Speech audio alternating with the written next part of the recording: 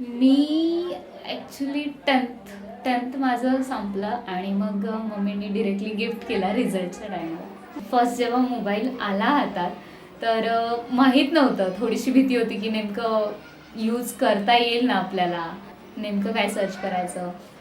मग त्यानंतर हळूहळू वाटत गेलं की एक कामच करूयात की आपल्याला माहितीच हवी आहे तर डिरेक्टली आपण ते यूजच करून बघूयात ना. मला पडलेल्या प्रश्नांची उत्तरं मी त्यावर शोधते.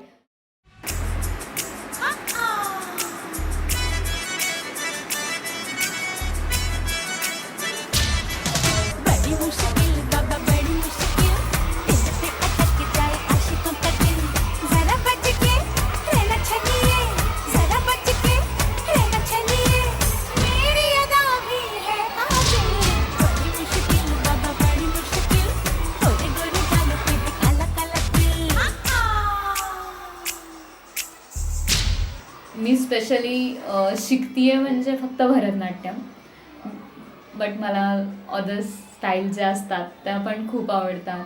तर माझ्यासाठी हेल्पफुल हे असतं की मी इंटरनेटवर मला जसे डान्स हवेत मी जस्ट त्या स्टाईलचे हे इन्फॉर्मेशन टाकते आणि ते व्हिडिओज मला लगेच क्लिक होतात. इंटरनेटवरून यूज करणं, व्हिडिओज बघून शिकणारं आपण स्वतः असतो आणि शिकवणारही आपणच असतो. तो जेव्हा आपण स्वतः शिकवतो आणि स्वतः शिकतो त्या गोष्टी, त्यावेळेस माझं तरी असं मत आहे की ते आपण 100पेक्षा 200% खूप बेटर देऊ शकतो. ते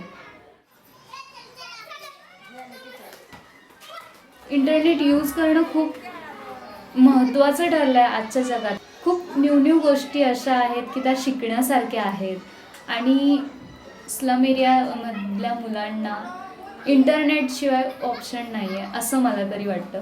बिकॉज त्यांच्या हॉबीज असतात आणि बाहेर तेवढे जे पे करू शकतात तेवढं ते पे नाही करू शकत. बट इंटरनेटचा पॅक त्यांनी मारला त्यांच्या मोबाईलला तर ते तेवढ्यापुरतं तरी ते यूज करू शकतात, त्यातून काहीतरी शिकू शकतात. पुस्तकं मला वाचायला खूप आवडतात आणि स्पेशली कवितांची पुस्तकं वाचायला आवडतात. Most of the Hindi books अशा असतात की त्या म्हणजे मला मिळत नाहीत आता पुण्यामध्ये तरी, मग मी त्यांची इन्फॉर्मेशन इंटरनेटवरून शोधून काढते. हरिवंश राय बच्चन यांची बुक आहे मधुशाला म्हणून, तर मला ती खूप प्रिय, मला खूप आवडतं त्यांच्या बुक्स वाचायला, त्यांच्या कविता वाचायला. तर मग माझ्या बड्डेच्या टायमाला मला ती अचानक समोर आली, ते गिफ्ट होतं माझ्यासाठी. मी शॉक झाले की अरे मी पुण्यात शोधून थकले, कुठून मिळालं. तर मग माझ्या फ्रेंडने सांगितलं की मी Amazon.in मी हे केलं म्हणा, ऑर्डर केले. मी म्हटलं चक्क तू ऑर्डर केलंस म्हणजे ते एवढं इझी आहे का? म्हटली हो खूप इझी आहे. आणि मग मी समजून घेतलं की ते कसं ऑर्डर वगैरे करतात आणि ती म्हटली की 1-1.5 दिवसात ते डिलिव्हरी पण देतात. तर म्हटलं चांगली गोष्ट आहे. म्हटलं मला कधीही बुक्स आता लागतील तर मी त्यावरूनच ऑर्डर करेन. माझ्या वडिलांची खूप अशी म्हणजे शिक्षणाबद्दलची आवड होती. त्यांची खूप इच्छा होती की मुलांनी शिकावं, त्यांच्या आजूबाजूचे जे आहेत त्यांनी सतत शिक्षणात राहावं. शिक्षणाची आवड असल्यामुळे ते दुसऱ्यांनाही प्रोत्साहित करत होते आणि स्पेशली माझ्या आईला त्यांनी खूप सपोर्ट केला त्या बाबतीत तरी.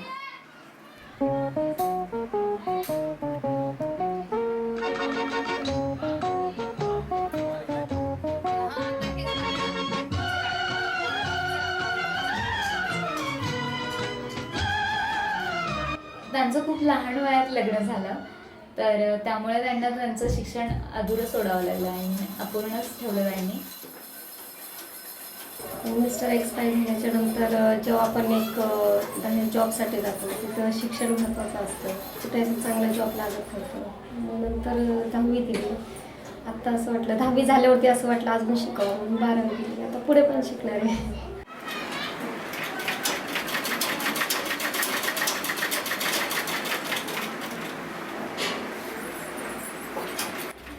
तिची मदत घेते, तिच्या मोबाईलवरती ती इंटरनेट ओपन करते आणि मला काय हवं असेल तर ती त्याच्यातून दाखवून देते मला. तुला उदाहरण द्यायचं म्हटलं तर तिच्या 12th प्रोजेक्टसाठी हिस्टॉरिकल प्लेसेस ज्या असतात त्यासाठीचा तिला प्रोजेक्ट होता. तर मग त्यासाठीच्या वेगवेगळ्या इमेजेस म्हण किंवा त्यांची इन्फॉर्मेशन म्हण त्यांना लिहावे लागत होती. सर त्याच्या मग मी नेटवरती सर्च मारलं. तिने सांगितलं की मला अशाच प्लेसेसचं हवं आहे. मग आम्ही दोघींनी बसून सर्च मारलं. मग मी तिला इन्फॉर्मेशन काढून दिली की बघ हे ही इन्फॉर्मेशन आहे. मग तिने ते नंतर म्हणजे मी जस्ट तिला हेल्प केली की असं असं सर्च करायचं. नंतर तिने स्वतःने ते हँडल केलं की अरे हां एवढी एवढी इन्फॉर्मेशन तिने स्वतःने रिटर्न केली, लिहिली पण. त्याच्या इमेजेस मग आम्ही सेव्ह केल्या मोबाईलमध्ये. त्यानंतर सायबरमध्ये जाऊन त्याचे प्रिंटिंग वगैरे काढल्या. तर तिच्यासाठी खूप हेल्पफुल ठरलं तशा. हो.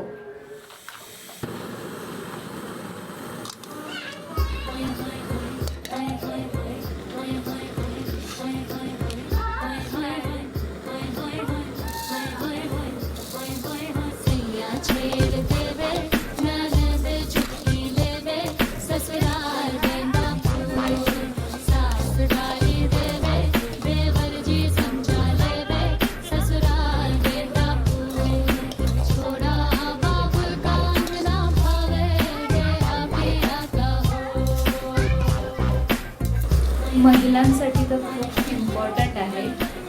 आय मीन जेंट्स लोक वापरतात, यूज करतात, त्यांना त्यातलं माहिती असतं. दॅट्स बिकॉज की ते ऑफिसला जातात, हे करतात, त्यामुळे नाही तर ते त्यात इंटरेस्ट दाखवतात. वैयक्तिक असं माझं मत आहे की महिलांचा इंटरेस्ट कुठेतरी कमी पडतो. त्या स्वतःहून त्या क्षेत्राकडे वळत नाही. मे बी त्यांचं अज्ञान त्यांना हे करत असेल, म्हणजे त्यातलं त्यांना ज्ञानच नाही आहे, त्यामुळे त्या मागे पडत आहेत. असं म्हणजे खूप फेमस लाईन आहे की इच्छा तिथे मार्ग. पण म्हणजे खरंच की जिथे तुम्हाला इच्छा असेल तर तिथे मार्ग मिळतोच.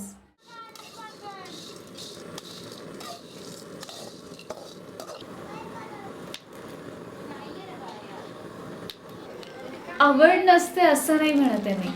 म्हणजे माझ्या म्हणण्याचा मुद्दा असा आहे की त्या गोष्टीपासून आहेत ना वंचित आहेत. म्हणजे त्यांना त्याचं नॉलेजच नाही आहे. ते काय असतं, यूज कसं करायचं, या गोष्टीचं नॉलेज नसल्यामुळे त्या भागाकडे जातच नाही. आणि काहींचं गृहीत मत असं असतं की बाबा ती गोष्ट येत नाही तर करायची कशाला. असं नसतं ना. तुम्हाला त्यातून काहीतरी फायदा होऊ शकतो. मान्य आहे की इंटरनेटचे तोटे सुद्धा आहेत, पण फायदेही भरपूर आहेत. तिला पाठवतो मसाला काढत नाही काय नाही.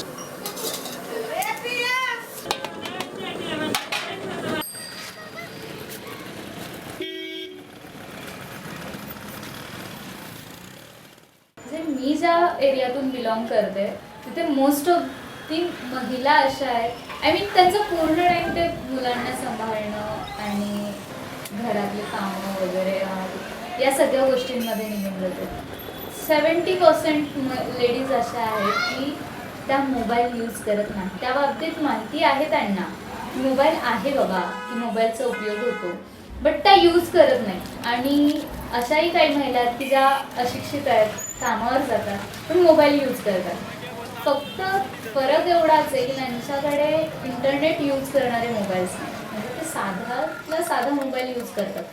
काहींचं असं आहे की त्यांच्याकडे एक्सपेन्सिव्ह मोबाईलही आहेत, बट त्यातलं यूज कसं करायचं हे त्यांना माहिती नाही आहे. मुली म्हणशील तर मोस्ट ऑफ दी मुली कॉलेजला जातात.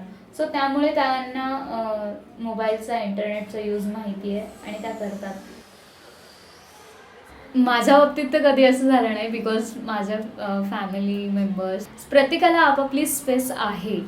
बट मी ऑब्झर्व केलं आहे आणि माझ्यासमोरची उदाहरणं पण आहेत की मुली स्वतःहून घाबरतात किंवा म्हणू शकतो आपण घरच्यांचं एक प्रेशर असतं की ते सांगतात की नाही ही गोष्ट करायची नाही. मे बी त्या गोष्टीमधलं त्यांना कळत नाही किंवा आत्तापर्यंत त्यांच्या पॅरेंट्ससमोर इंटरनेटमुळे झालेले फक्त तोटेच त्यांच्यासमोर आलेत. त्यातून खूप काही फायदा आहे, या गोष्टी त्यांच्यापर्यंत पोचलेल्या नाही आहेत. त्यामुळेच मुलींना ते अलाव करत नाही. आणि मुलीसुद्धा मग घरच्यांच्या प्रेशरखाली येऊन त्या नकोच म्हणतात की अरे बाबा ठीक आहे आपले घरचे म्हणतात तर नक्कीच काहीतरी वाईट असेल.